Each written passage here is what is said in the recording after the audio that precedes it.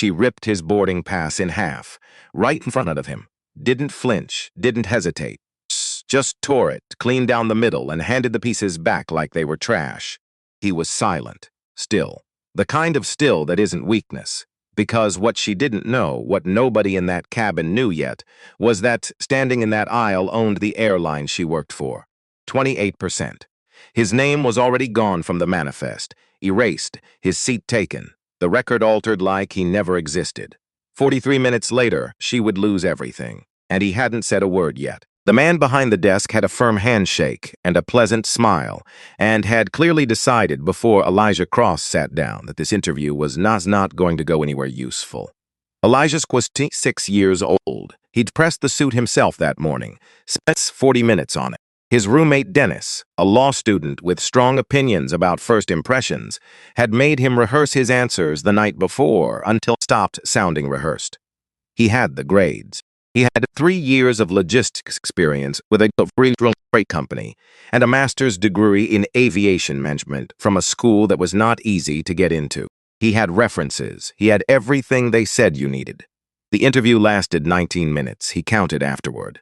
At the end, he stood and shook his hand again, same firm grip, same pleasant expression, and said, "We're looking for someone who fits the image of our brand," smiled, showed him out, no follow-up call, no email, no form rejection, just silence, which is its own kind of answer. Elijah sat in his car in the parking garage in downtown Cincinnati for 11 minutes. Engine off, hands on the wheel, the fluorescent lights of the garage humming above him. He didn't cry. He wasn't going to cry. He made a decision instead. One of those decisions that doesn't feel large when you make it. No music behind it, no lightning bolt, no clear sense of before and after. Just a quiet, absolute certainty settling into his chest like something that had always been there and was only now choosing to make itself known. He was going to build something. And one day, the people who made decisions like that man just made, the half-second look, the pleasant smile, the brand image, would work for him not as revenge, as proof. 22 years later, Eli Cross stood in a hotel room in Chicago at 5 in the morning and thought about that parking garage. He was standing in front of the closet. The Brioni suit was already pressed. Dark charcoal, the kind of suit that changes how people look at you before you've opened your mouth. The Patek Philippe sat in its travel case on the nightstand. Cufflinks already set out. Everything arranged the way it always was when he traveled for work. He looked at all of it for a long moment, then reached past every single piece of it. Pulled out a plain black t-shirt he'd had for 3 years, dark jeans, New Balance sneakers with a scuff on the left toe he kept meaning to clean. No watch, no rings, nothing that announced him. He dressed slowly. The way you dress when what you're putting on matters for reasons that have nothing to do with fabric. Then he stood in front of the mirror. Just stood there, a black man in a plain black shirt, looking at himself the way you look at yourself when you need to see what the rest of the world actually sees, not the CEO, not the shareholder, not the man whose name was 3 buildings and a fleet of aircraft, just the man. He said it quietly, almost to himself. Let's see what they actually see. Salk came at 6:47 while he was lacing his sneakers. Sandra Oze was already at her desk. She was always already at her desk. Elijah had stopped being surprised by this approximately 7 years ago. 9 complaints, she said, led. No good morning. No preamble. Sandra did not believe in preamble. Elijah put the phone on speaker and kept lacing. Same frame. 6 months. All filed through standard passenger channels. All closed low internally. Pause, insufficient evidence. Every single who closed them. Regional operations manager out of the Midwest hub. Same name on all 9 files. All 9, he said. Every single one. He sat with that. Maybe 9 separate incidents. 9 human beings who had taken the time to file a formal complaint, which is not nothing. Most people don't bother. Most people absorb it and move on because experience has taught them that telling someone rarely changes anything. And every complaint had been routed to the same desks and buried under the same 2 words. That wasn't coincidence. That was a system. What do we know about the passengers? 8 out of 9 were black. The 9th didn't specify race but described the same pattern. All booked in first class. All asked to move. 3 moved without pushing back. The other 6 were told there was a booking error. He stood up. A booking error. That's the language used in every closed file. He walked to the window. Chicago was just starting to wake up below him. Traffic thickening on the expressway. A garbage truck working its way down the block. "Book me on flight 412, he said. "Coach ticket. Under my name. No flags, no upgrades, nothing that marks the booking differently from any other reservation." Silence and from Sandra's end, not confusion. Sandra didn't get confused. This was the silence of a woman who understood exactly what he was about to do and was deciding how she felt about it. "Elijah, I'm not sending an investigator with a clipboard. I know what you're doing. Then you know I've already decided." A pause, shorter this time. "Your board call is at 9 tomorrow morning. I'll be back by 8. "I'll book it," she said, and she did. O'Hare International Airport, Gate C7. 5:40 in the afternoon. Elijah moved through the terminal the way he always moved when no one knew who he was. Easily, without friction. One more person in a river of people going somewhere. The backpack on his shoulder was ordinary, dark canvas, worn at the straps. His boarding pass was on his phone like everyone else's. He found Gate C7 and sat in one of the plastic chairs to wait, and he watched. He'd always done this, even before he had a reason to. Watching how spaces work. Who gets the easy smile at the counter? Who gets waved through and who gets the flat look that says, "I'll deal with you when I'm ready"? Who stands forward in line without checking if they're allowed? And who hangs back by half a step as if they've learned that half step from somewhere? The pre-boarding line was starting to form. First and business class passengers drifting toward the front, the way they always do, slightly apart, slightly composed, performing the ease of people accustomed to early access. Elijah watched them, then looked at himself. Same jeans as one man in the line. Shoes weren't different from another. The distance between him and those passengers wasn't in the clothing, not really. It was in the positioning. The way they stood forward without asking if they could. The way they didn't look to see if they were allowed. He stood up, moved to the front of the boarding line, and waited. Donna Voss was at the gate podium. Trim, precise.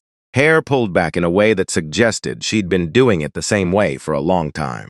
Her uniform was immaculate, in the way that uniforms become immaculate when the person wearing them has decided that immaculate is a form of authority. She was processing the passengers efficiently. Quick scan, quick smile, quick send off. Good at the mechanical parts. You could see that immediately. When Elijah stepped forward and held out his phone for the boarding scan, she looked up, and there it was. Not a word, not a gesture. Nothing you could point to and name in a formal report. Just a pause, half a second, maybe less. The kind of pause you only notice if you've spent decades on the receiving end of it. If your nervous system has been quietly trained through years of accumulated experience to catch it in the split second before it closes back over itself like still water. Elijah caught it. "Sir, economy boarding hasn't started yet." He looked at her steadily. "I have a first-class ticket." He held out his phone. Boarding pass clearly visible. Seat 2A. First class, his name. Donna looked at the screen though someone looks at a document they've already decided is suspect. "Let me verify this," she said. She took the phone, opened what appeared to be the verification screen on her tablet, but Elijah was watching her hands. The way her fingers moved wasn't the way fingers move when they're pulling up a booking confirmation. She was typing something. He couldn't see what, but he noted the motion, filed it, and said nothing. Jalen Okafor was 26 years old and 3 weeks into the best and most confusing experience of his professional life. The best part was that he'd wanted this since childhood. Growing up in Indianapolis, there was a flight path over his grandmother's neighborhood, planes coming in, low on final approach, that wide, slow arc they made when they were turning for the runway. The way the whole seemed to organize itself around them, he'd wanted to be part of that. Part of the movement and the logistics and the strange, ordinary miracle of people trusting each other enough to get into a metal tube and leave the ground together. The complicated part was Donna Voss, not because she was open and kind. She wasn't, not exactly. She was precise and demanding, and had a way of looking at him that made him feel like he'd already done something wrong before he'd had a chance to do anything. She ran pre-boarding with the intensity of someone who had personally decided that efficiency was a moral value, and she had limited patience for the learning curve of trainees. Observe, she'd told him on day one. That's your job. You observe and you learn. He had been observing. He was observing right now. He was standing 2 steps behind and slightly left of Donna as she processed the man with the backpack. He watched her take the phone, watched her pull up her tablet. And then, because he had a clear line of sight to her screen, and because looking at what the senior crew member was doing was literally his job in this moment, his eyes went to it. Donna was not in the booking verification screen. She was in the internal notes field, the one used for flagging items for later review. Cabin issues, operational notes, things to pass up the chain. She was typing quickly. He read it before he could decide whether he was supposed to read it. PAX 2A, image inconsistent. Flag for reassignment. He read it twice. The first time to understand the words. The second time to understand what they meant. Image inconsistent. Something cold moved through him. The specific cold of recognizing something you've encountered in training videos and case studies and diversity presentations. Recognizing it not as a concept in a slideshow, but as a thing actually happening in front of you, right now, 3 feet away, on a tablet screen in the hands of the person who would sign his evaluation. He opened his mouth. Then Donna's voice from a week ago said clearly in his memory, "Traitors, observe that, Saul. You don't second-guess senior crew in front of passengers." He thought about that. He thought about the man with the backpack who was being processed wrong and had no way of knowing it. He closed his mouth, stepped back, looked at his own shoes for a moment, and that decision, that small, quiet 5-second decision, was going to follow him for a long time. Elijah walked through the jet bridge and into the aircraft. First class, 8 seats. He found 2A without trouble. Window, seat, front left, and settled in. Put his backpack in the overhead bin, sat down. The seat was everything a first-class seat was supposed to be. Wide, well-made. The kind of space that communicates clearly that someone paid for it. He sat in it. 90 seconds later, Donna Voss appeared. She didn't look at the other passengers. Didn't check anything else. She walked directly to him the way I'm somewhat when you've bought what you're going to say before you get there. Sir. Warm that tone sounds like courtesy but has no give in it. There's been a system issue with your booking. We have a comparable seat available in business class. I can get you settled there before we complete boarding. Elijah looked at her. Seat 2A is first class, he said. Business class isn't comparable. I understand your concern. I don't think you do. She didn't react to that. Or rather, she reacted by not reacting, which is its own kind of tell. She gave the smile that was really just the shape of a smile, said she needed to look into it further, and went to the galley. She came back with Tyler Breck. Tyler was younger than Donna by about 12 years, and had the manner of someone who'd learned to take his cues from whoever held authority in the room. He approached with a smile that was marginally warmer than Donna's, which was not saying much. Sir. I think there might have been a mix-up with the booking system. It happens occasionally. Could I see some ID while we sort this out? Elijah produced his Illinois driver's license. Tyler took it, looked at it, looked at Elijah, looked back at the ID. Just that. Just the word, deployed with the easy confidence of someone running a script that usually worked. We've had some duplicate booking issues this week, Tyler continued. System occasionally double assigns a seat without flagging it. There were no duplicate booking issues. The system Meridian used had not had that problem in 3 years. Elijah knew this because he'd signed off on the software upgrade that fixed it. Tyler didn't know that Elijah knew this. My boarding pass is valid, Elijah said. My ID matches the name on the booking. There is no mix-up. Let me just check with the I'd like to speak with the captain. A beat. Sir, I don't think that's I'd like to speak with the captain. Same tone, same volume, not louder. Just more final. Donna looked at it. Donna looked. Tyler. Something passed it between them, a small practice signal of people who have done the same thing together enough times that they no longer need words for it. Tyler went to the front of the cabin and knocked on the cockpit door. Back in the galley, Jalen watched Donna return to her tablet. He wasn't trying to watch. He was standing near the galley storage unit, doing the inventory check that was part of his pre-departure duties. And Donna came in and opened the tablet, and he had a clear line of sight again, and his eyes went to the screen again. She was in the passenger manifest, looking at the entry for seat 2A. He watched her fingers, watched the cursor move, watched the name Elijah Cross disappear from the manifest, not flagged, not moved to a different seat, not annotated, gone. His hands went still on the clipboard he was holding. He checked the time on his phone out of instinct. 5:51 p.m. Then, moving very carefully, slowly enough that it looked like he was checking something on his own device, which was a normal thing for a trainee to do, he brought up his camera, photographed Donna's screen, the current manifest with the blank space where the name had been. Then he opened the system log. Trainees were given read-only access to the log for learning purposes, a fact that Donna had explained to him in his first week and then apparently forgotten about. He scrolled to the 2A entry, found the modification record, name present at 5:49 p.m., name absent at 5:51 p.m. 2 minutes. That was all it took to erase a person from a record. He took a second screenshot. Then he put his phone in his pocket, picked up the clipboard, and stood very still. His heart was going faster than it should have been. He could feel it in his throat. He thought, just delete them now. You don't know what you're stepping into. You have 3 weeks in this job. Donna hasn't done anything you can prove is anything other than a senior crew member making a call you don't have the context to understand. You're a trainee. You observe. He thought all of that. He kept the screenshots. Captain Holt Stannard stepped out of the cockpit with the particular energy of a man who expected his presence to resolve things. He was a big man, silver-haired, the face of someone who had been good-looking 20 years ago and had since become authoritative, which is what happens to certain kinds of good-looking when the years get at it. He wore 30 years of seniority in the set of his shoulders. He looked at Elijah the way you look at a problem someone else brought you that you now have to deal with before you can go back to what you were doing. Sir, my crew has flagged a booking discrepancy. I need you to cooperate while we work through it.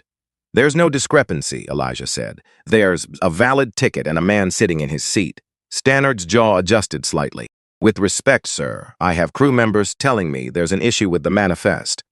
Your crew member typed a note on her tablet before I boarded describing my booking as image inconsistent. Elijah said it evenly. That's not a manifest error. That's a judgment made about how I look. Stannard looked at Donna. Donna's face gave him nothing. I'm sure that's not. I'm sure it is, Elijah said. And I'd like to know what you plan to do about it. Stannard was not accustomed to this. He was accustomed to this kind of situation resolving itself. The passenger either capitulated or became loud, and if they became loud, security held it. He was not accustomed to a man who stayed completely calm and asked direct, specific questions in the tone of someone who expected direct, specific answers. He looked at Elijah for a moment that ran slightly longer than was comfortable. Let me review the booking, he said, and went to talk to Donna. 2 minutes later, Donna reappeared at Elijah's row. She had 2 people with her, a couple who had not been in first class when Elijah boarded. They moved into the cabin with the comfortable ease of people accustomed to arrangements being made on their behalf. The man settled into the window seat across the aisle. The woman accepted a menu from Tyler with a practiced smile. Elijah watched this happen. He'd been asked by Stannard to step back toward the galley while the situation was resolved. He'd done so because refusing a captain's request had its own set of consequences. And Elijah Cross had not built what he'd built by letting other people set the terms of a fight. But he watched. And what moved through him watching it was not clean anger. It was something older, heavier. The specific weight of a thing you've understood intellectually for a long time finally landing in your body as physical experience. The weight of being made into a problem, an error in a system, something that needed correcting. He'd felt this before. Not often. His life had been built, partly, as a long argument against feeling it. The degrees, the work, the company, all of it, on some level, a sustained response to a man in Cincinnati who had looked at him at 26 and said, not quite, in the language of brand image. And here was that same argument again. Different people, different city, same structure. She took the phone out and called Sandra. She picked up log everything, he said. Contact the board. James, Diane, Robert. I need them available within the next 2 hours. A pause. Brief. How bad? She asked. He watched the couple in what had been his seat signal Tyler for something to drink. Tell them I need them available, he said again. He heard Sandra's fingers move on her keyboard, fast and certain. Already pulling contact lists, she said. One more thing. Yeah. There's a trainee on this crew, badge says Okafor, first name Jalen. Pull his employment file and don't touch it. Don't flag it, don't contact him. Just pull it and hold it. A pause. Understood, Sandra said. He ended the call, put his phone away, and stood in the aisle of his aircraft. He thought about his father. Not for the first time today, he'd been thinking about his father since the hotel room mirror. About the way his father used to sit on the edge of a bed before an early shift, shoulders rounded, hands loose between his knees, preparing himself for something he couldn't fully explain but understood completely. His father drove a city bus for 35 years, same route mostly, different faces every day. He came home tired in a way that was different from the tired of people. His exhaustion was about the complexity of their decisions. It was the tired of sustained, unremarkable dignity, of showing up and doing the job and not being thanked and doing it again. Elijah used to think that was a kind of defeat. He understood it differently now. That was the hardest thing, not the bus, not the route. The decision made again every single morning to bring full integrity to a job that the world had decided wasn't worth noticing. To do it well because it was worth doing. Not because anyone was watching. He stood still in the aisle. Not because he'd given up. Not because he was waiting to be rescued. Because he had learned something from watching his father sit on that bed every morning. You don't perform negativity, but the people who've decided not to see it. You just keep it. And you wait for the moment when keeping it becomes something. Officer Keisha Drummond had been in airport security for 9 years. 3 airports, 2 states. She'd handled everything from intoxicated passengers to actual federal threat assessments. She'd trained 14 officers and filed 46 formal incident reports and received 8 commendations and 1 formal complaint, which had come from a man she'd properly detained for attempting to carry a firearm through a checkpoint. She was very good at her job. Part of being very good at it was knowing, before she even reached the top of the jet bridge, what kind of situation she was walking into. Donna had called it in as a NASA non-compliant passenger. Specific language, technical language, the kind that triggered a specific response and brought a specific person to the door. Keisha stepped through the entry, stopped. She took it in the way she'd trained herself to take in scenes, not piece by piece, but all at once. The full picture before the details. Man in a black t-shirt, standing near the galley. Hands at his sides, breathing even. Nothing in his body that said danger. Nothing in his body that said anything except someone standing in a place, waiting. Couple seated in what appeared to be row 1, left side. Champagne already in hand. Donna Voss near the forward galley. Posture of a woman who considers a situation already decided. Tyler Breck somewhere behind her, not quite meeting anyone's eyes. Stannard at the front with the stiffness of a man who wants to believe he hasn't made a mistake. Keisha looked at the man in the black t-shirt. He looked back at her. 3 seconds. She read the whole shape of it in those 3 seconds.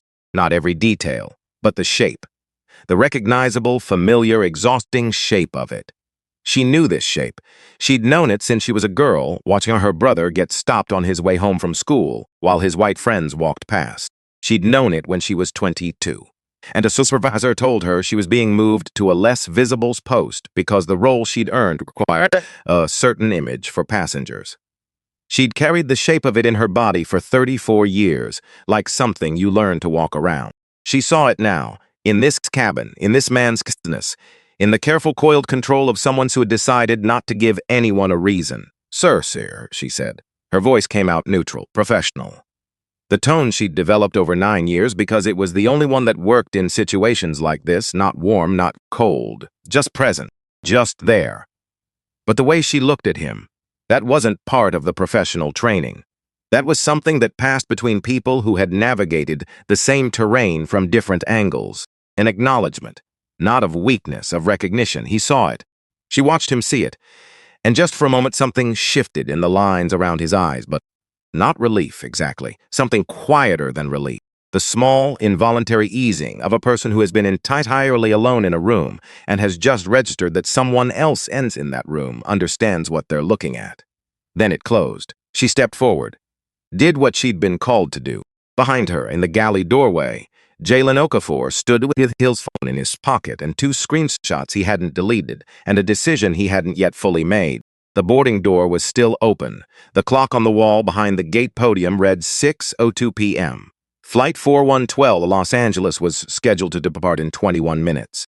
And not one person on that aircraft, not Donna with her clean record, not Stannard with his 30 years, not the couple settling in with their champagne, had any idea what the next 2 hours were going to look like.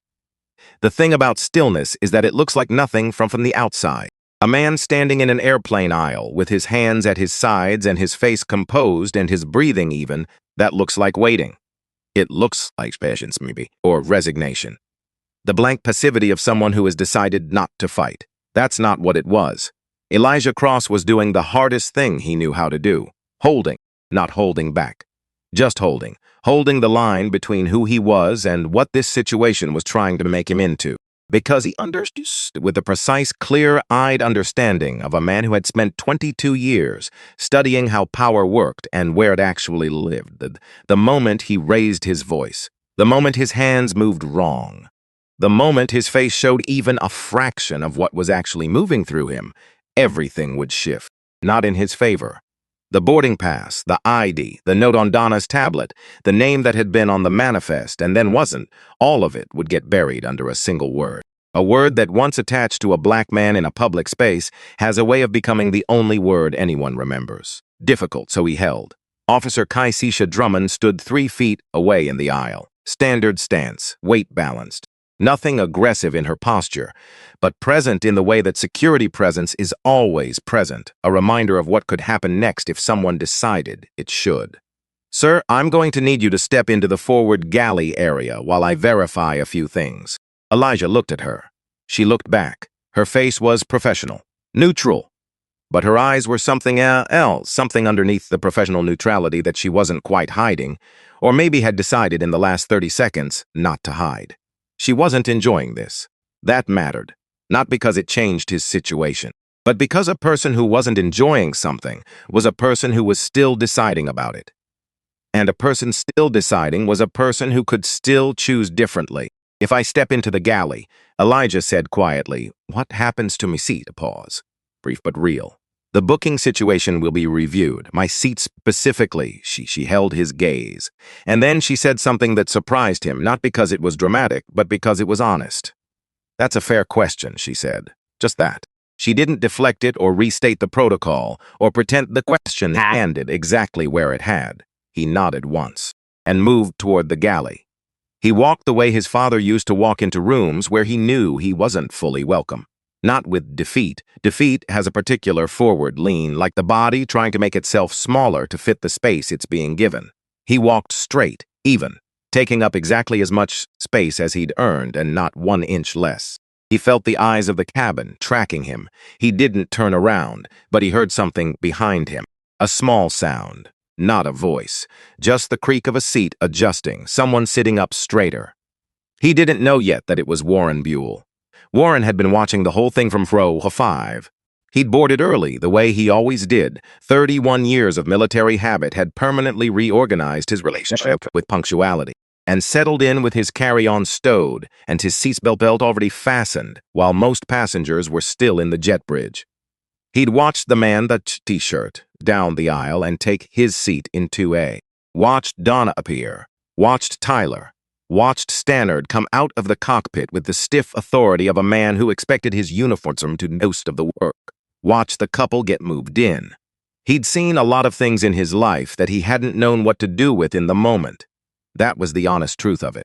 The Army had taught him to act, but it hadn't always taught him when.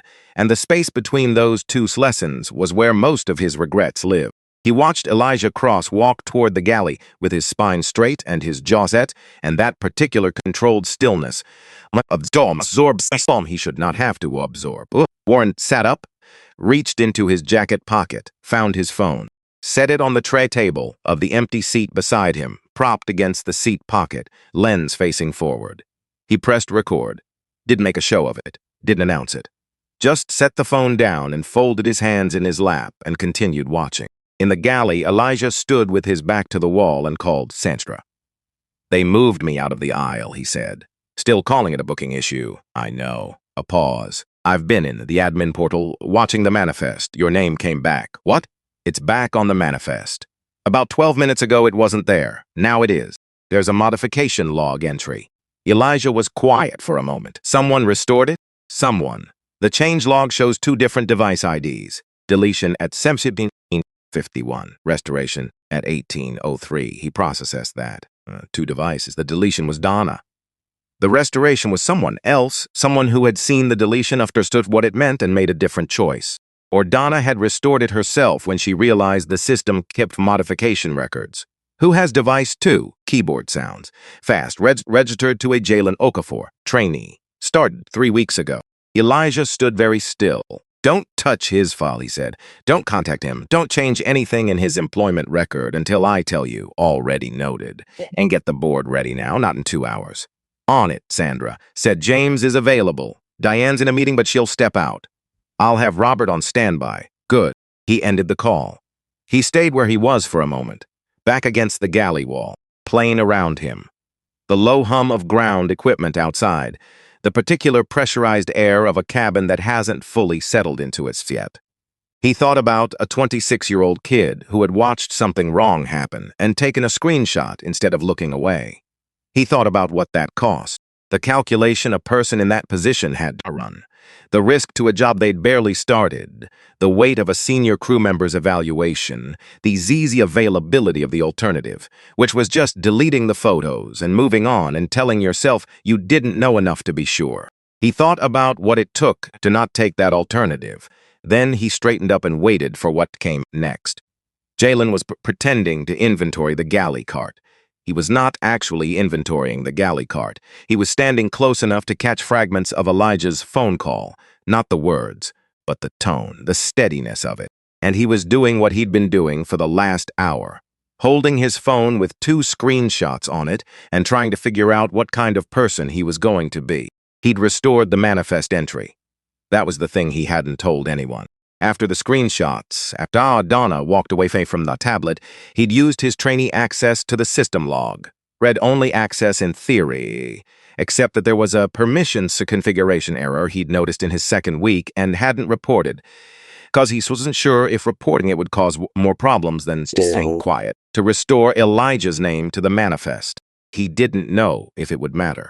Didn't know if Donna would notice, or override it, or if the restoration would just sit there in the log, being ignored. He'd done it anyway.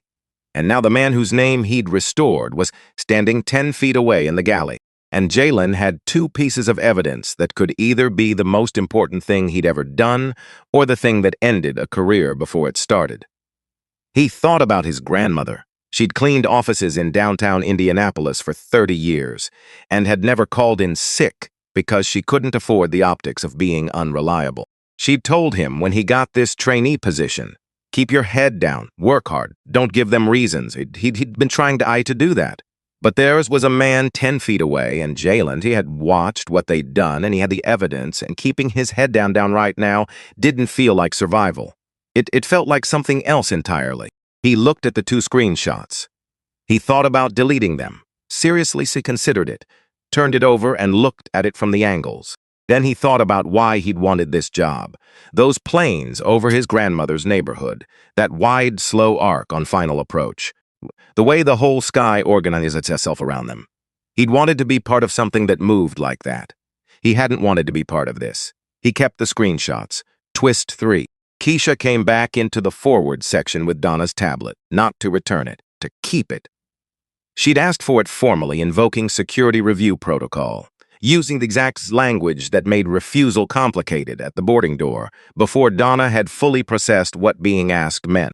By the time Donna understood, the request was already made and documented. Refusing it would require Donna to explain on record why she was declining a security officer's formal request during an active incident review on a grounded aircraft. She couldn't do that without it, looking exactly like what it was. So Keisha had the tablet. She stood in the galley doorway now, looking at the screen with the thorough attention she brought to everything she reviewed. Reading, not skimming.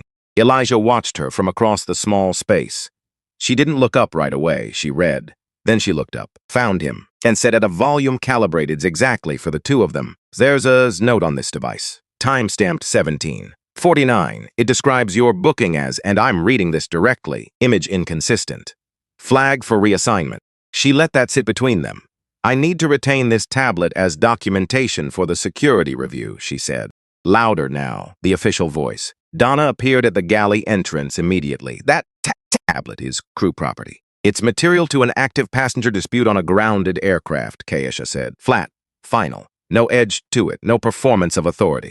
Just a statement of someone who knew exactly what the rules said and was not going to pretend otherwise. Standard protocol gives me authority to retain any device relevant to an incident under review. I'm sure you're familiar with that protocol. Donna's mouth opened, then closed, because Keisha was right. The protocol was real. And Donna knew that arguing with it in front of witnesses would be a significantly worse problem than losing the tablet. She said nothing. Keisha placed the tablet in her bag, and Elijah, for the first time since he'd stepped onto this aircraft, let himself exhale, not visibly, just internally. The small physical sign acknowledgement of one thing going right in a situation designed to go wrong at every point. Warren Buell stood up, not quickly, not with any kind of announcement or preparation. He just unfolded from seat 5C the way a 61-year-old man with 31 years of military service in his joints unfolds from an economy seat, deliberately, in stages, taking his time. He walked forward to the dividing point between economy and first class and stopped there. Tyler moved to intercept. "Sir, passengers need to remain." "I'm not going anywhere," Warren said. "I'm standing here." He stood. Tyler didn't have a protocol for this. The man hadn't touched anything, hadn't raised his voice, hadn't moved past the divider. He was just standing there at the front of the economy section with his arms at his sides. "I've been on close to 300 flights," Warren said. Not loudly, not performing for the cabin. Just saying it the way you say something when you've decided it needs to be said, and the only question left is how. Army and civilian. Domestic. 3 decades of it. He paused. "Let the number breathe. I have never once been asked to prove I belong in first class. Not once. And I've sat up there plenty of times." He looked at Elijah directly. "I'm Warren Buell, retired Army, 82nd Airborne, and I am a witness to what is happening on this aircraft right now." He wasn't loud. He wasn't performing. That was exactly why it landed the way it did. The cabin had the quality of silence that isn't really silence. It's everyone's deciding at the same moment not to make noise. Several passengers in the rows nearest Warren had turned in their seats. 2 of them had phones out, not raised, not obviously recording. Just out the way phones appear when people want the chosen. Tyler looked at Donna. Donna looked at Stannard. Stannard looked at the ceiling for one brief moment, the look of a man who has run out of directions to look that don't contain something uncomfortable. None of them said anything. Because Warren Buell had done something in his unhurried, plain-spoken, 3 decades meaning exactly what headway. He'd changed the weight of what was happening, not the facts, the weight of them. There were now witnesses who had announced themselves, and that changed the physics of everything that came after. Twist 4. Tyler Breck went into the galley and didn't come back out for almost 2 minutes. When he did come out, something was different, not dramatically. Not visibly if you weren't paying attention, but Jalen was paying attention, because paying attention was the only thing he'd been doing since 5:49 p.m., and he saw it. The way Tyler's shoulders had changed, the way he was holding himself slightly differently. Like a man who had made a decision he wasn't sure he could unmake, and was now figuring out how to carry it forward. Tyler walked to where Donna was standing near the forward galley entrance. Donna. She looked at him with the expression of someone who could see exactly what was about to happen and had approximately 4 seconds to prevent it. "Don't," she said. "Quiet. Warning." "I've looked the other way for 4 times, Tyler said. "I've told myself each time it was a cabin call, operational judgment, not my place to question." "Tyler, think about what you're doing right now." "I have been," he said, "for 4 flights. He didn't raise his voice. He didn't look around to see who was watching. He just said it the way you say something when you've finally finished arguing with yourself about it, and the argument is over." "I'm done," he said. Donna held very still. "You've benefited from this too," she said, lower now. "Every time you stood there and said nothing and collected your paycheck at the end of the month, you were part of it. You think cooperation changes that?" Tyler didn't answer right away.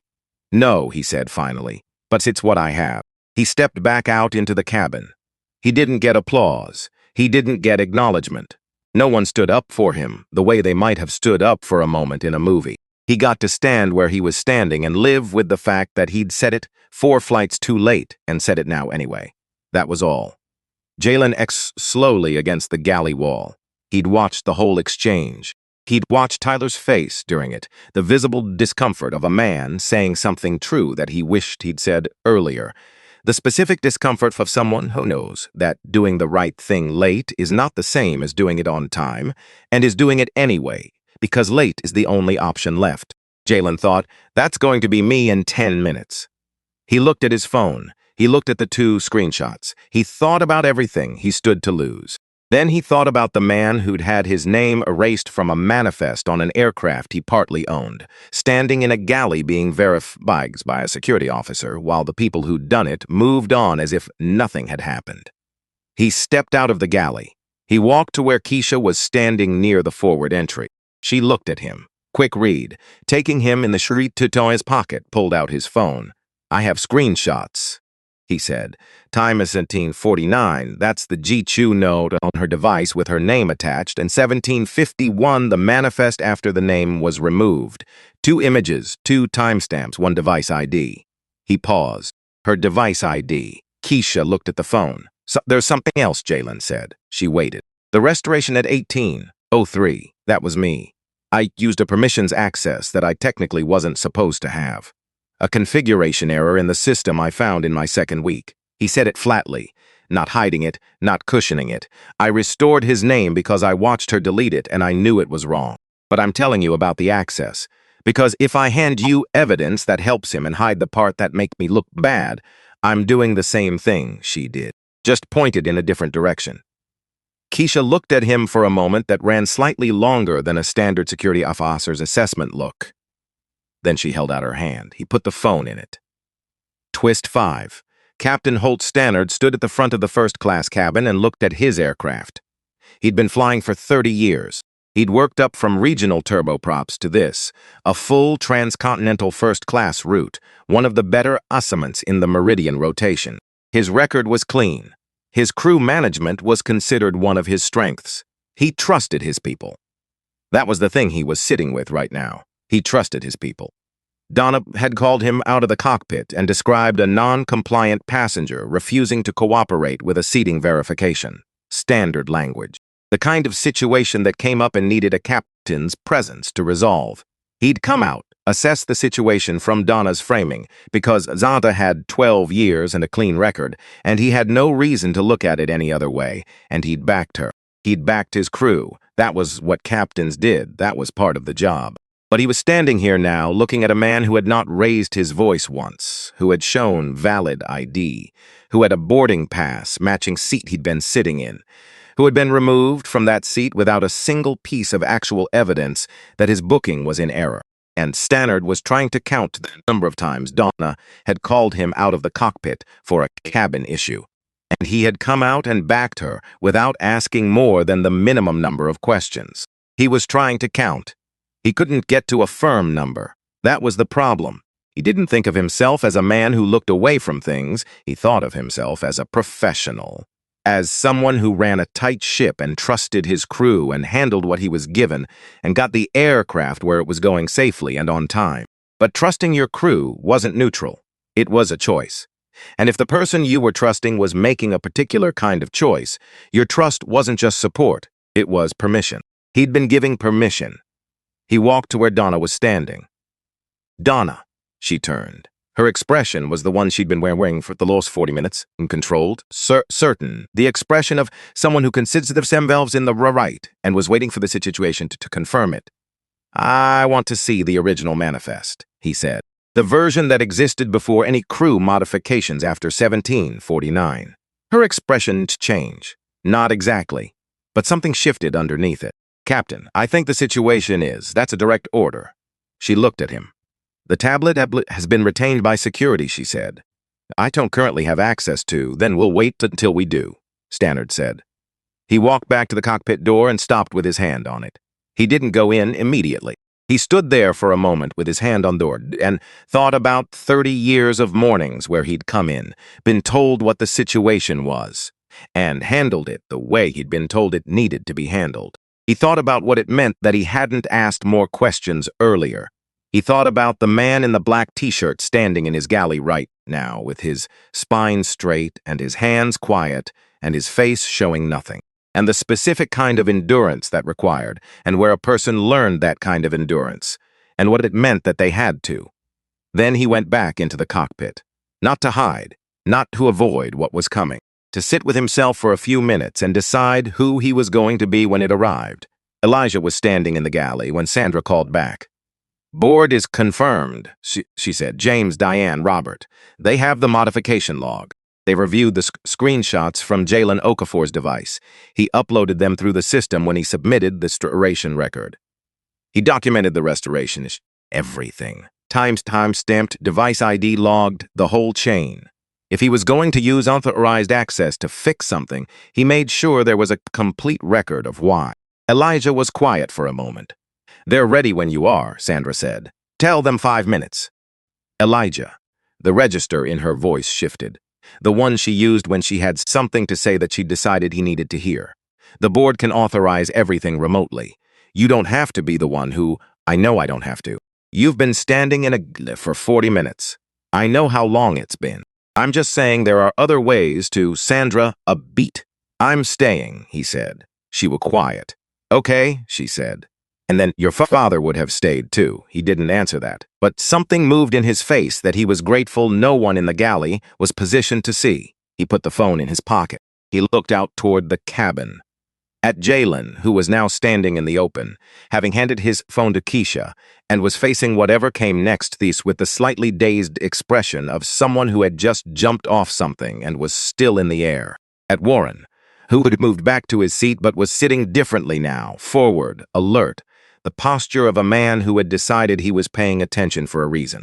At Tyler, standing in the space between the galley and the cabin, with the particular awkwardness of someone who has told the truth and is now figuring out what to do with the rest of himself. At Donna, near the forward row, arms no longer folded, at her sides now, the posture of someone whose architecture is shifting under them. At the couple in 2A, who had been quiet for a long time now, the looking in straight ahead, the woman looking at her hands. Both of them in the specific stillness of people who have decided that the best available option is to not be part of whatever this is becoming. Elijah looked at all of them. Then he stepped back out into the cabin. He didn't hurry.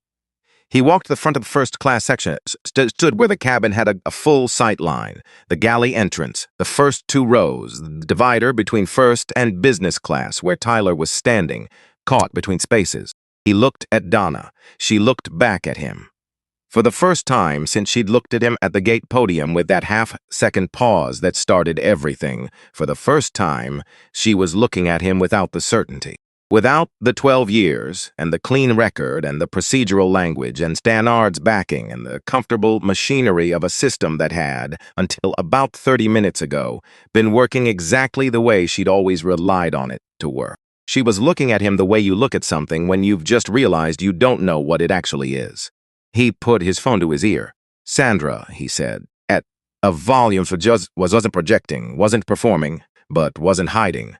A brief silence, then a voice came through on speaker, measured, clear. "This is James Holloway, Meridian Airways Board of Directors. We're live. All 3 members present and confirmed. We've reviewed the documentation. Mr. Cross, you have full board authority to proceed." The cabin was quiet, not the performed quiet of people pretending not to listen.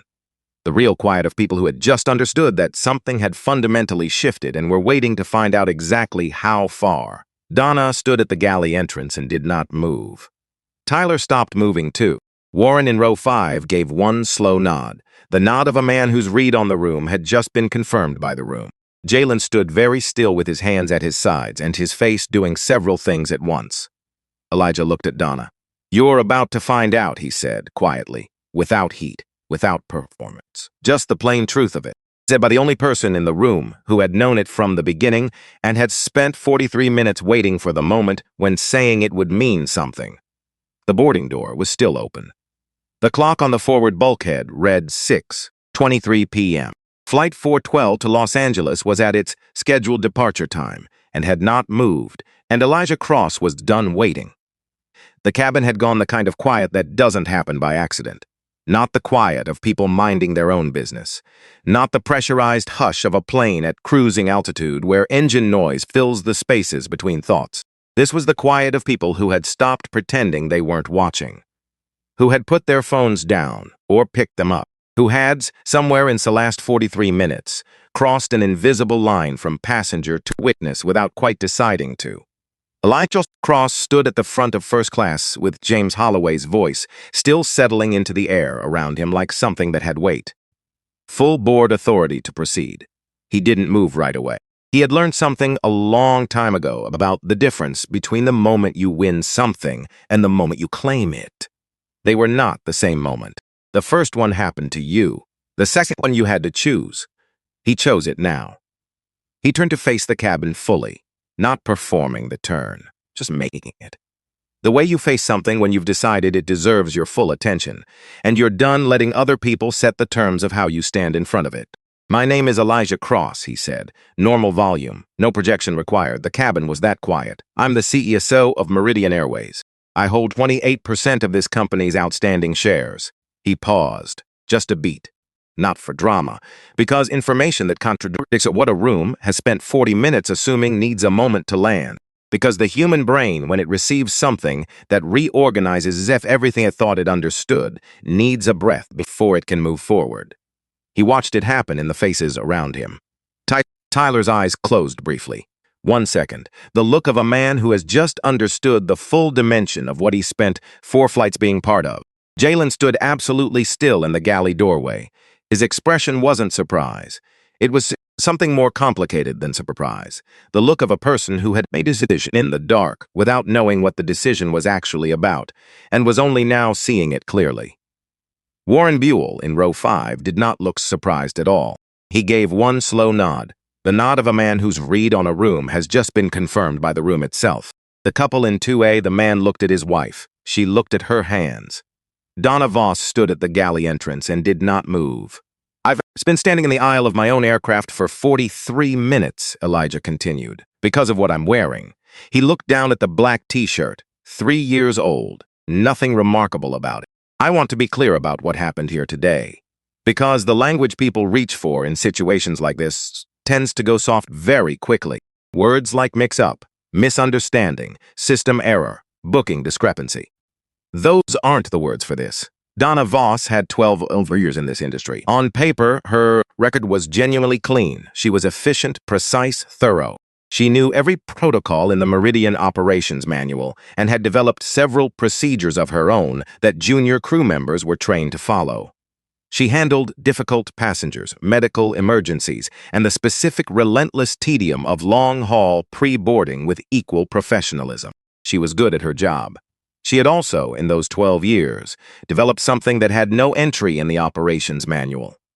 A practice, a way of reading the boarding line that she had told herself, if she'd ever actually stopped to examine it, which she hadn't, because of maintaining the right experience in the premium cabin.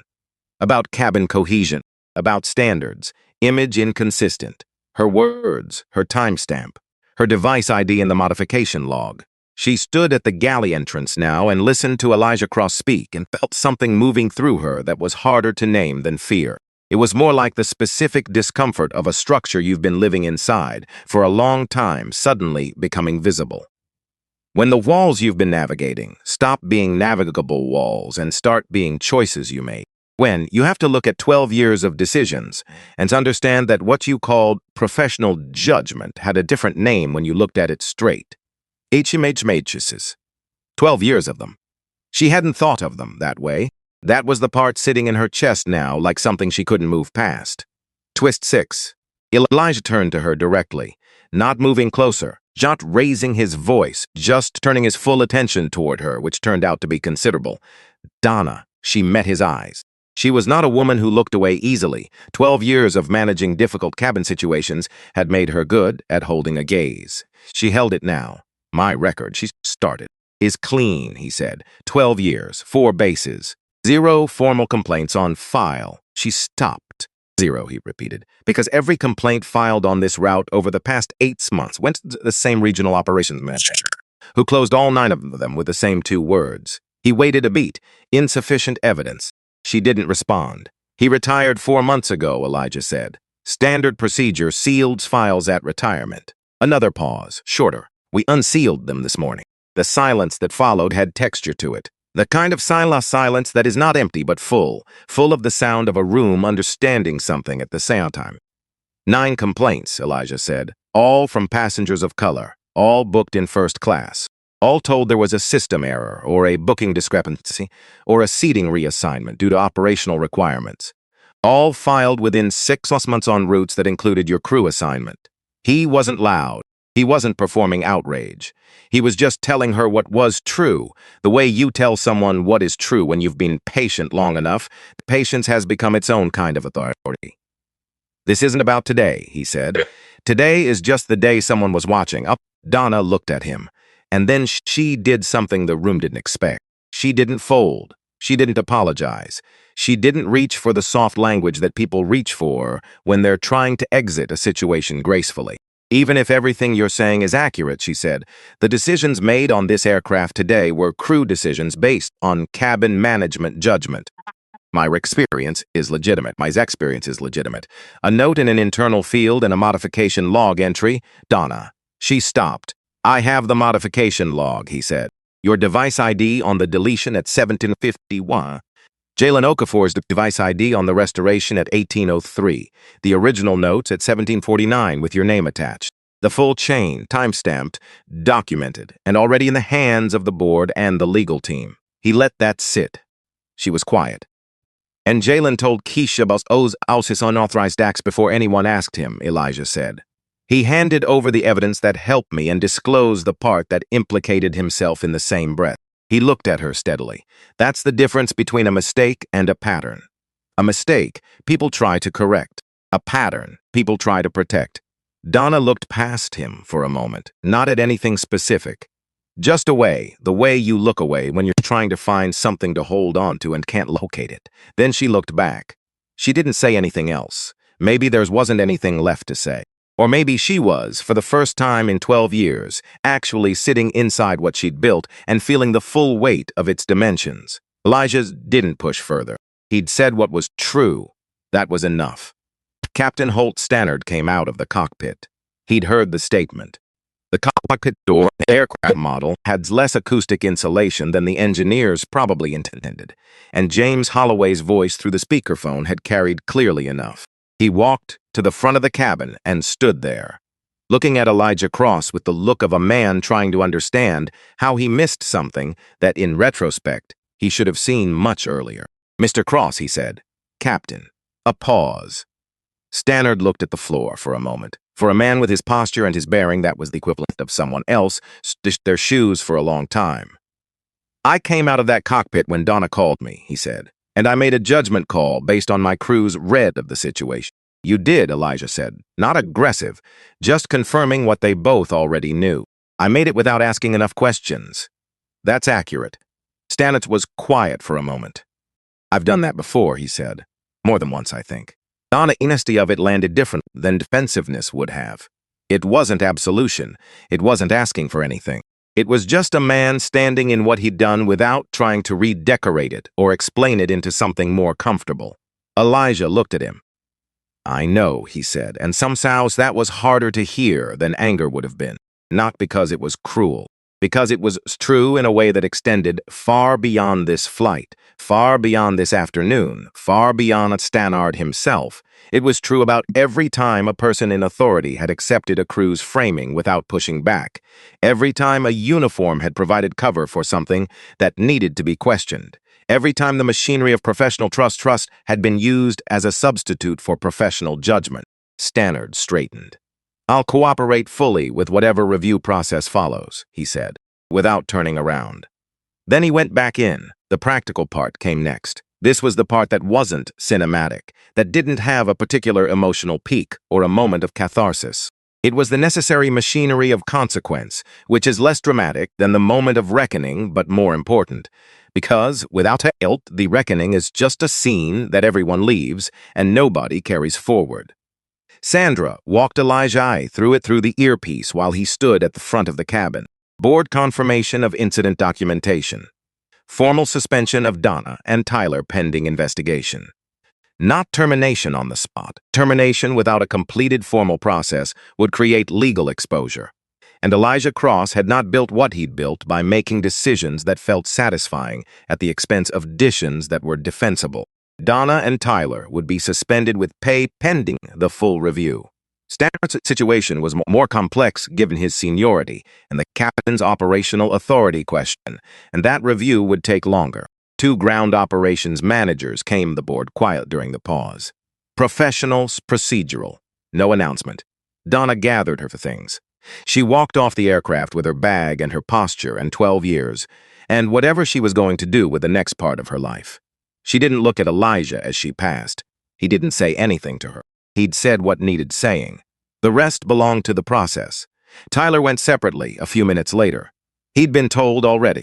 He walked past Elijah on his way out and stopped, just for a moment. "I should have said something 4 flights ago," he said. Elijah looked at him. "You should have." Tyler nodded, kept walking. "No softening of that. No, but you said something now. That counts." Because it was true that he'd said it now and now had to count for something. But it was also true that he hadn't said it 4 flights ago, and the people on those 4 flights had absorbed the consequence of that silence, and the acknowledgement of a wrong didn't retroactively repair what the wrong had done. Both things were true at the same time. That was the complicated part. The couple in 2A stood up on their own, quietly, without being asked. The man picked up their carry-on. The woman straightened her jacket. They moved toward the business class section without making eye contact with anyone as they passed. Elijah watched them go. He thought about saying something, about the specific thing that bothered him about their position in this. Not that they'd demanded the reassignment, not that they'd arranged anything or known the full shape of what was being done, but that they'd accepted the arrangement with the comfortable ease of people who hadn't needed to ask why it was being offered, who had taken the benefit and decided that not asking made them not responsible. He decided against saying it because they knew. He could see it in the careful way they didn't look at him as they passed. In the particular quality of their avoidance, the deliberate not looking of people who know exactly what they're not looking at. Sometimes knowing is the thing that has to be enough. He took his seat. 2A. The first-class window seat on the left side of the aircraft, which he had booked under his legal name at full price, on a flight operated by the airline of which he was the chief executive and the largest individual shareholder. He sat down. Nobody said a word. Nobody questioned it. Nobody moved. Keisha found him there a few minutes later. The boarding door was being prepared for close. The replacement crew, 2 senior flight attendants, pulled from the standby roster. People who had been briefed and who moved through the cabin with the careful, deliberate professionalism of people who understood that this flight needed to land without any additional weight, were completing their checks. Keisha stepped into the first-class section and stopped near his row. She wasn't in official mode now. The incident was documented. Her role was technically complete. She'd told the gate operations team she was staying on the aircraft because she wanted to. He looked up at her. "Why did you help?" he asked. She didn't answer right away. She looked past him out the window, at the tarmac where the evening ground crew was moving around the aircraft, with the efficient rhythm of people who had a job to do and were doing it. "My brother," she said, 9 years ago, flight out of Dallas. He'd been working in finance for 0 years and his company sent him on a client trip. He booked business class because the company policy covered it." She paused. They asked him to move, told him there was a booking error. He was 25. He didn't know he could push back. He didn't know what pushing back even looked like in that situation. She looked at Elijah. "He called me from the airport afterward. I was already in this job. I told him to file a complaint." "Did he?" "He did." She was quiet for a moment. It was closed 3 weeks later, in sufficient evidence. Elijah looked at her. "He never flew above economy again after that," she said. "Said the energy of the whole thing wasn't worth it." "He was right that it takes energy," Elijah said. "He was." She held his gaze. "He was wrong that it's not worth it." Neither of them said anything for a moment. Two people, specific understanding that doesn't require or explanation between people who have lived inside it. The kind of knowing that exists between people who have been told in various registers and at various volumes that the space they're standing in doesn't fully belong to them, and who have spent their lives figuring out what to do with that information. It wasn't a warm moment. It wasn't meant to be. It was an honest one. That was better. Twist 7. Warren Buell made his way forward at cruising altitude after the seatbelt sign had clicked off. He came slowly. His knees made their opinion known on the narrow aisle as they always did. He stopped beside 2A and looked at Elijah with the expression of a man who has been carrying something for a while and has decided it's time to put it down somewhere. It can mean something. He had his phone in his hand, not the recording he'd made from the tray table. Something else, his recent calls list. One number at the top called 40 minutes ago from the gate while the ground crew was managing the crew change. My son, Warren said. He's 28. Works in finance out of Atlanta. Flies first class twice a month for client meetings. He looked at the phone. He called me 3 times in the last year. 3 different flights. Said they tried to move him from his seat. Said something felt wrong about how it happened, but he couldn't prove it, and he didn't know what to do with it. He paused. 3 times, he told me. The pause that followed was longer, the kind that cost something to hold. I told him he'd probably misread the situation. Warren looked up from the phone and met Elijah's eyes directly. I said it the way fathers say things when they don't want what their kid is telling them to be what it actually is, when it's easier to find the alternative explanation. His jaw moved slightly. He trusted me enough to believe me, or at least to stop bringing it up. He looked at his phone again, then put it back in his pocket. I called him from the gate, he said. We talked for a while. He told me about all 3 flights this time. The whole thing, not the version where he's trying to make it easier for me to hear. Elijah waited. He cried a little, Warren said, simply. Without making it into more than it was, I let him. Which is not something I've been naturally good at. A pause. I told him I was sorry, that I should have believed him the first time he told me. Elijah looked at him for a moment. That's a hard thing to say, Elijah said. Not as hard as it was for him to have nobody believe him, Warren said. Just that. No drama, no self-congratulation. Just the plain acknowledgement of a man who had looked at something clearly and said what he saw. They looked at each other. Thank you, Elijah said so, for standing up in there. Warren shook his head slightly. I've got 30 years of not standing up to balance out. That was one flight. He went back to his seat.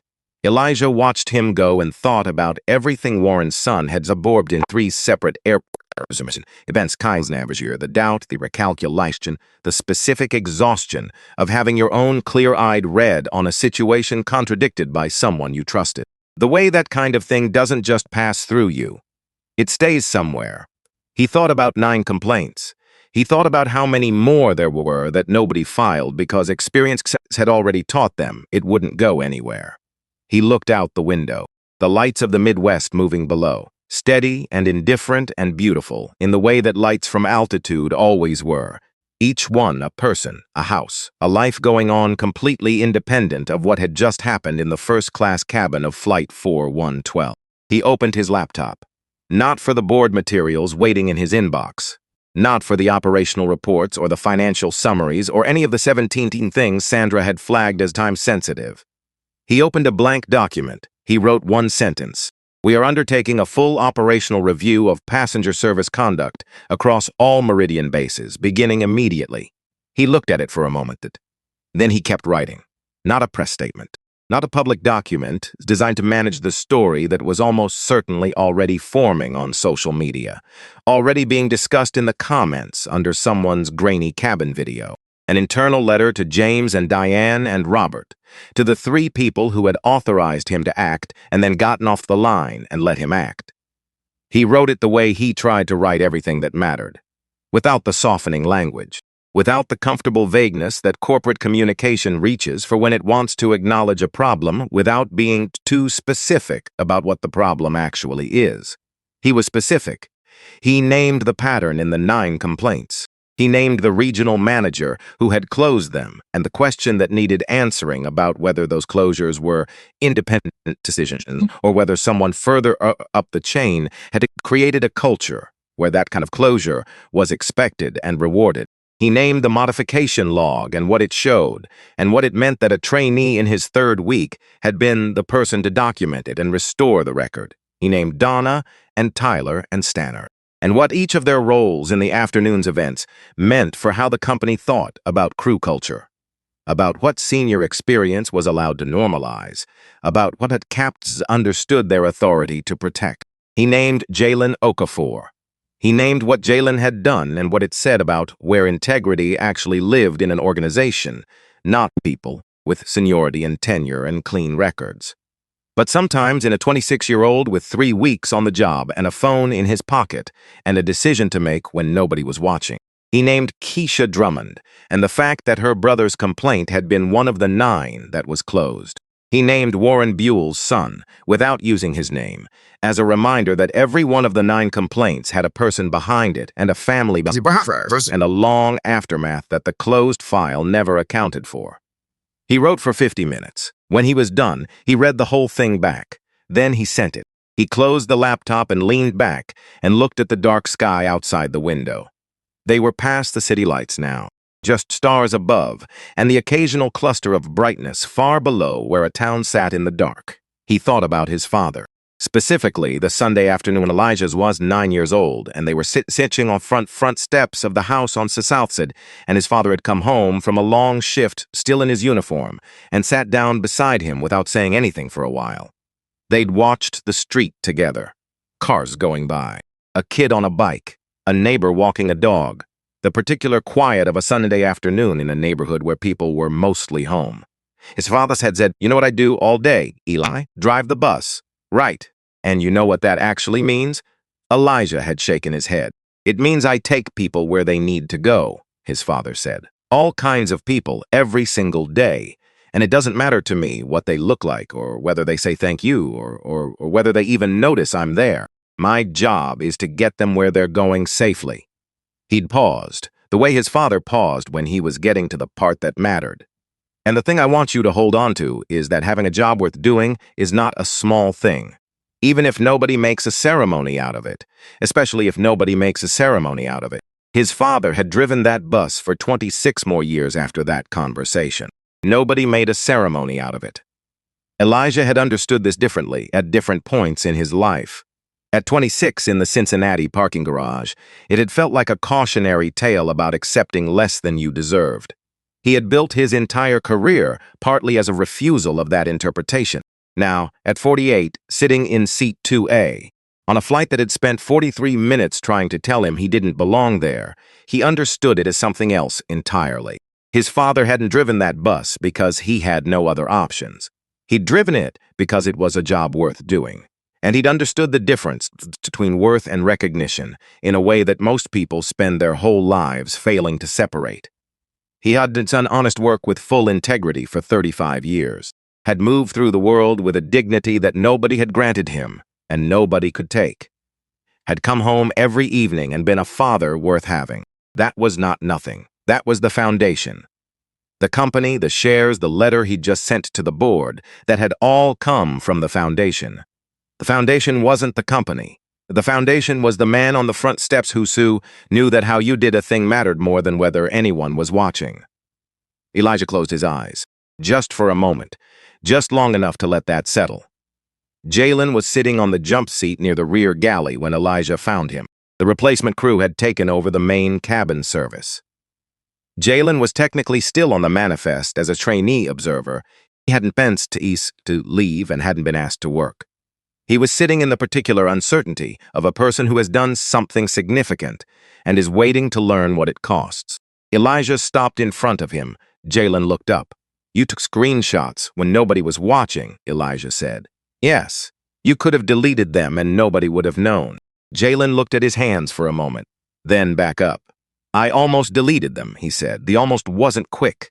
I stood there with my thumb over the button for probably 2 full minutes. I know. It wasn't an easy call. I know that too." Jalen was quiet.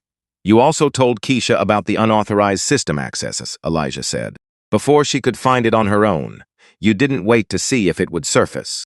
"It was going to surface," Jalen said. "The log tracks everything, maybe, but you told her anyway, and you told her at the same time as you handed over the evidence that helped, not after." Jalen nodded slowly. "I didn't want to be right about what she did for the wrong reasons," he said. "If the thing that proved she deleted his name also proved I accessed something I wasn't supposed to access, I wasn't going to hide the second part to protect the first." He said it plainly, not like someone performing integrity, like someone who had just thought it through and was reporting what he'd found.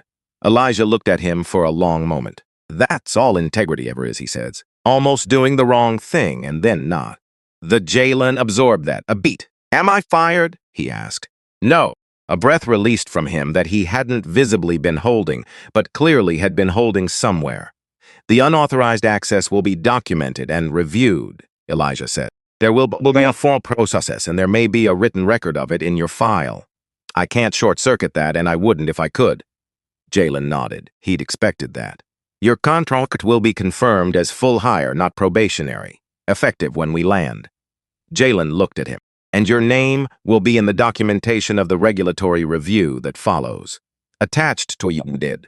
Which means it's attached to this incident permanently. I understand that. It's not a comfortable position. No, Jalen said, but it's the right one, he said it the same way he'd said everything else, plainly, not performing it. Just saying this thing that was true, because it was true and there was no good reason to dress it up. Elijah nodded. He started to walk away. Stopped. Why this job? He asked, without turning around. Jalen was quiet for a moment. My grandmother's neighborhood in Indianapolis, he said. There's a flight path.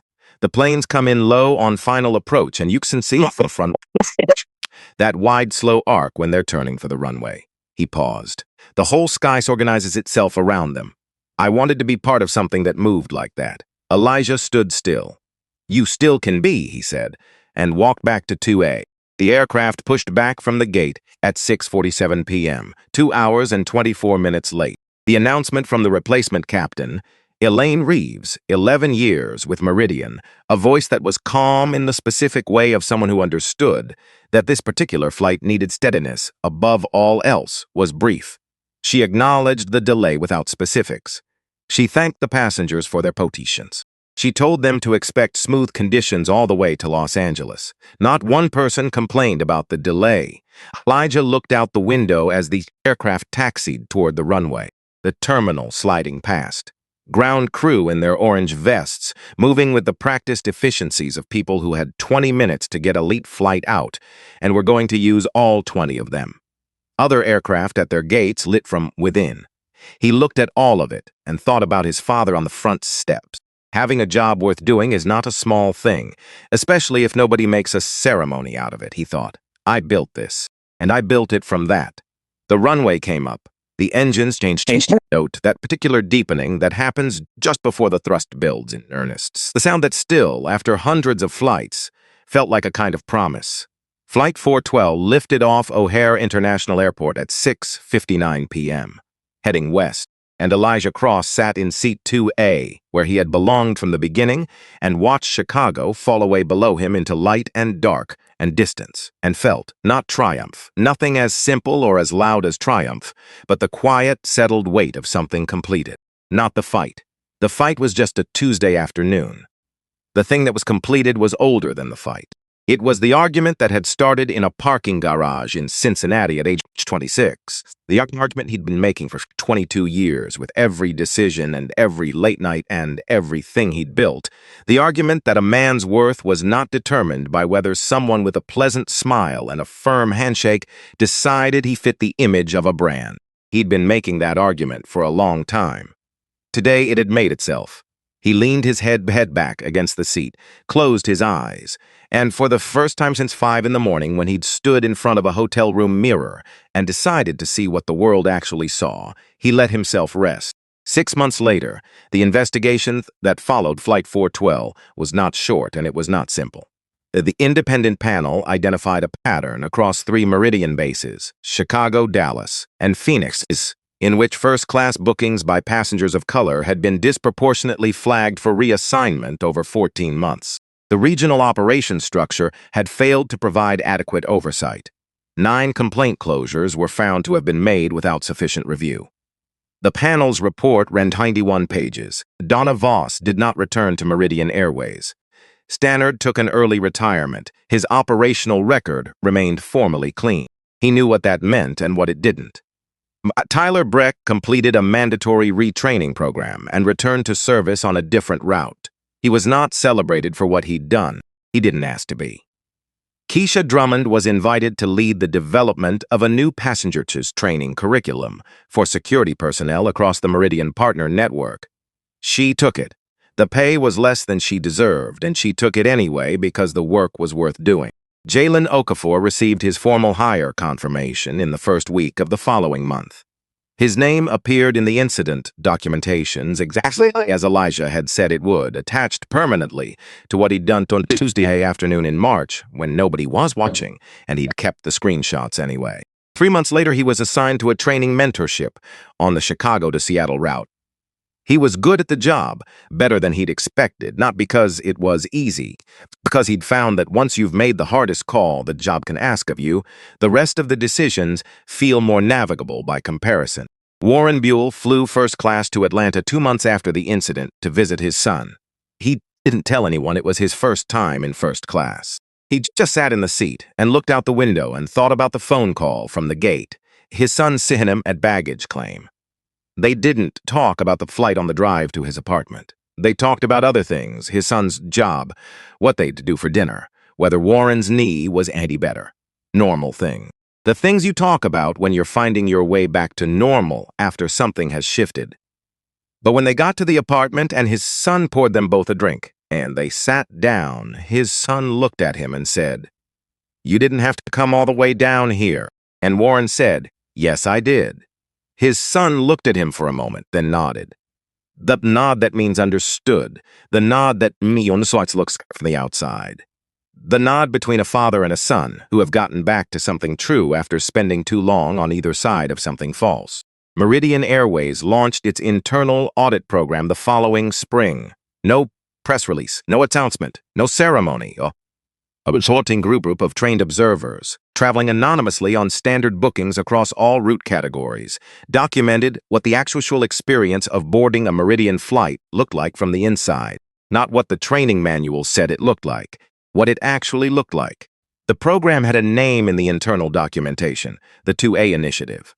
On the day it launched, Sandra Osi sent Isaiah a message, 2 lines. "Your father drove good routes, so do you." He read it at his desk in the Meridian headquarters building at a window that faced west. On clear days, you could see the planes stacking on the approach vectors for O'Hare, that wide, slow arc, the way the whole sky organized itself around them. He read the message twice, then he set his phone face down on the desk and watched the planes come in.